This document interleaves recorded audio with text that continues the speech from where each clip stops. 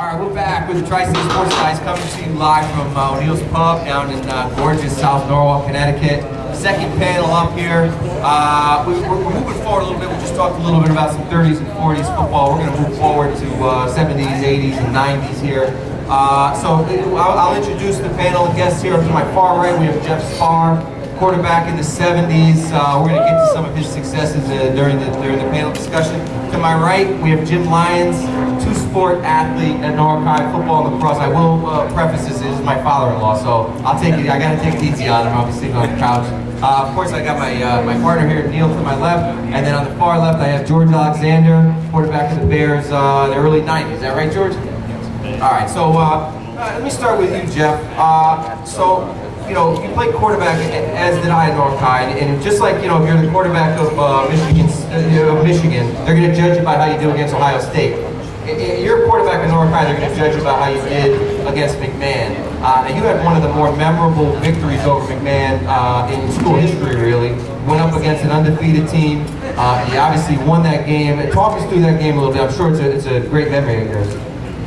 Yes, the thing that set the stage was the fact that Leroy Vaughn was the coach of McMahon, and he had been there forever, and he had built like a fantastic winning program. And Norwalk High School was kind of on the decline at the time, the year before. We had a retiring coach, and we were 0-9 the year before.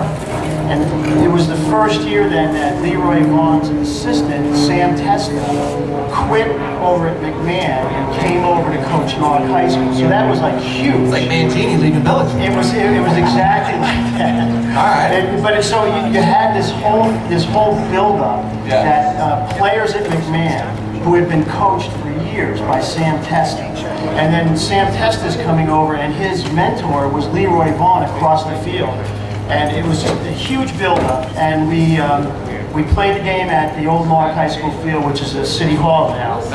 And I remember coming down that Sunset Hill, and I was just crying, basically, coming down that hill, and I looked over and I saw the fans, and there was like 7,000 people showed up for the game. I mean, Gene was talking before about 5,000 people coming to watch. There was like 7,000 people at the game. I mean, every single seat in the stands, all rimmed around the thing, because you had such an interest in it. And I remember saying, I said this prayer, and I said, if we win this game, I'm going to go to church twice. So, which we won, and I went to church at 5:15 Mass, and then the next morning. But it was an amazing game. It was just the emotions ran high. It was an amazing game. I don't know if you need details. Well, I want to ask you. I mean, before the game, were the players talking about, like, you know, we really got to win this for Coach Testa? Was it something that you had a sense of, or was it more? I mean, you don't need to really overly hype up a game against your crosstown rival, but was it something that, like, all right, we know this means a lot to Coach Testa? Was that something that gave you a little extra edge, or what? Well, you know, certainly, because he was such a nice guy, and you could tell it meant a lot to him. And also, it was the first game of the year. So now I think they play him later on in the year. They even had the Thanksgiving game. Yeah. But so it's the first game of the year. So this is the first game of his coaching career. Amazing. And so you could just think then of the tension that was there and the nerves and everybody. We were just like these tightly coiled springs. And it so happened that McMahon got the ball first, and they got about to midfield, and there was an interception by Jimmy McNeil. And then we came out, and on the first play, our first offensive play, I remember we had an I formation. I did a reverse spin.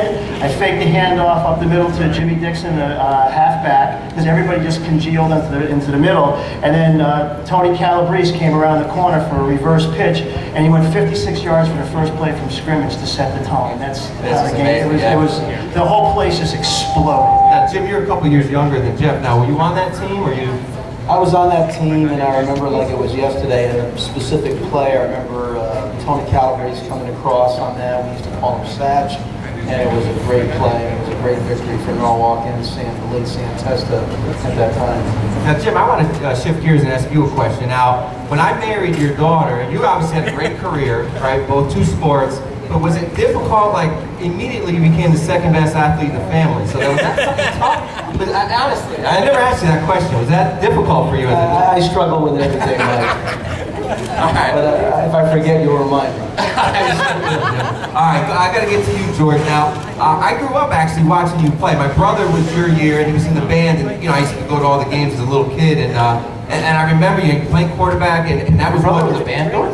How would you say that? Our band has got a rich tradition here. It's actually much better than the Norwalk football program, to be honest with you. Where did he play? He was the drum major. He was the guy who conducted. He was like the head of it. He went to college on a scholarship, better than you did. So, on a scholarship for music. So, he did really well. So, I used to go to the games and watch you. And really, I mean, I wound up playing quarterback, watching you play. So, George, I mean, take me through your career at Norwalk High. Some of what's your best, most fondest memory of playing football at Norwalk High? Fondest memory of playing against McMahon, even though we lost the game. Yeah. It was still fun. It's like the energy that you get, you don't get that for any other game. Yeah, exactly. Just that energy you get for that game is like you make plays happen, small things happen and turn into big plays. And you know the guys on the other side, the guys you've grown up with. I have to ask you, you and I, when we played at Norwalk High, we played at the Swamp. We played at Andrews Field. It was literally a field built on a swamp. So we would have, literally, if it was cold. You guys love building stadiums weird. Well, it was one of the worst fields. You got Yeah, we have an amusement park. haunted Indian burial ground. That's how we do it here in Norwalk. So now they spend all this money on this gorgeous stadium, turf field. But a little bit, do you miss the Swamp a little bit? And when you go to see a game now at Norwalk High, and it's this gorgeous turf field, gorgeous stands and concession stand and everything. Do you have a little bit of nostalgia for missing? Tell me you do a little bit. The goose droppings and all. I miss it a little bit. Look, not that much. It was an advantage for us. Oh, absolutely. Because we practice on the field every day, like teams that would come down and play us, it would be like, all right, if it rained just a little bit. Yeah, well, my junior year when we played McMahon, the field froze. It was 15 degrees and it was frozen solid like ice because there's water underneath it. We had to play the game in sneakers. On skates, and we actually won that game. A game we weren't, predicted to win. We won that game. And again, it's like, like you said, there's nothing like high school football. And I don't know if you played other sports at Norwalk High. You did, but there's nothing like high school football. And I played baseball, and I went on to play in college, but it was high school football that you can't compare it to anything else. So, especially playing McMahon. Yeah, I mean, high school football. I mean, I played basketball also, but just the thrill of playing football, I never got that feeling in basketball because basketball is it came easy to me. Yeah. Playing football is just like that adrenaline and just everything. It was like a different feel. Swamp. That's right, we played on the Swamp.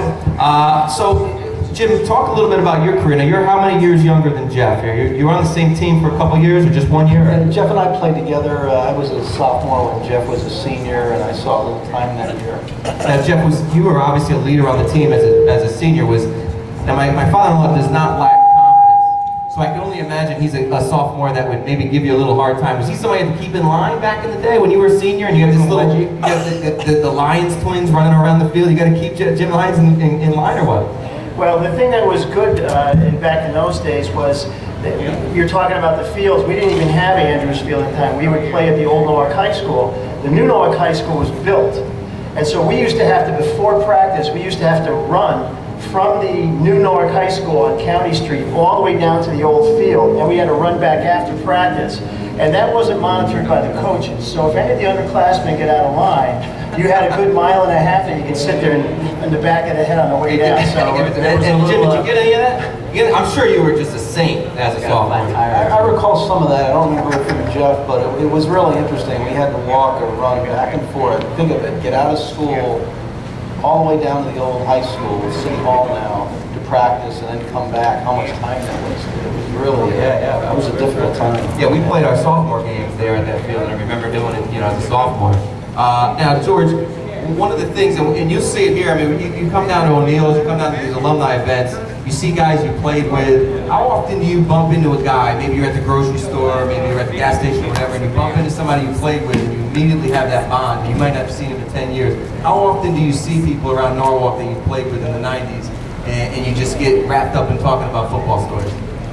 I see him a lot. I mean, I see him a lot. So like every time we see each other, it's like we never lost. Like we just pick up right where we left off. Right. Like 15 years, 20 years ago, we like Bop, we just pick up right. Remember this game? Remember that game? We played this game. Couldn't play at Andrews Field. We had to go to another school to play. It was you start talking, and all of a sudden, like, you're sitting there talking, you forget what you have to do. In football, more so than other sports. You know, I remember baseball games kind of vaguely, more vaguely, but football games, I could walk you through quarter by quarter, like all the games, you know? And my co-host here played football in college. I don't know how much burn you got there, maybe more of a clipboard holder, but he did play quarterback.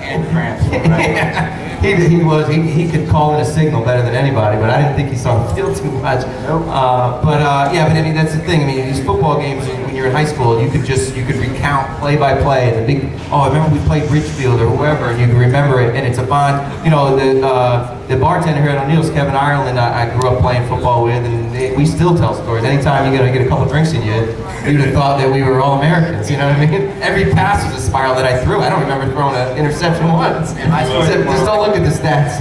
My stories are more like, hey, remember that fumble I had? Yeah, Neil. That's why Neil now is doing radio shows up in Norwalk. They don't let him down in Cranberry, New Jersey anymore. I'm not allowed at the alumni event. All right, well, guys, we got to get on to the next round of guests, but I really appreciate you guys coming on. We're gonna again, we have an article about that McMahon game that we're gonna link to our website to get some people to get a little more detail about that big game, Sam Test's first game.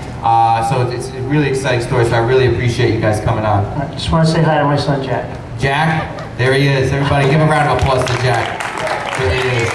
All right. We're the Tri-State Sports Guys. We're going to be right back with our last panel of guests. The show should be up either later tonight or tomorrow morning on TriStateSportsGuys.com. We'll be right back.